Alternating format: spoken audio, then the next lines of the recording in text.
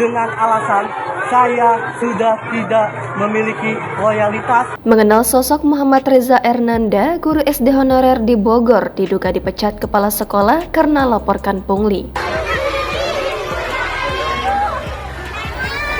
Kepala Sekolah SD Negeri 1 Ciberem Bogor, Jawa Barat, Nopi Yeni, yang memecat guru honorer bernama Muhammad Reza Ernanda, berusia 27 tahun, kini justru menerima sanksi.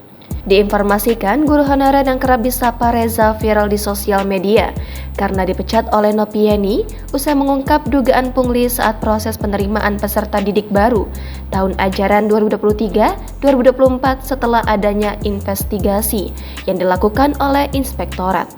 Di hari terakhirnya mengajar, Pak Reza ditangisi siswa-siswi satu sekolah tempatnya bekerja.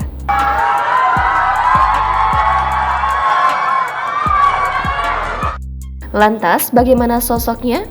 Muhammad Reza Ernanda merupakan pria lulusan Universitas Pakuan Bogor. Ia masuk kuliah pada tahun 2015 dan lulus di tahun 2020 lalu. Sebelum masuk Universitas Pakuan, Muhammad Reza Ernanda bersekolah di SMK Informatika Bina Generasi Ciamas Bogor. Di sisi lain, terlepas dari profesinya, ternyata ia seorang pebisnis. Muhammad Reza Ernanda memiliki bisnis berjualan sepatu bekas. Hal itu terungkap melalui akun Facebooknya.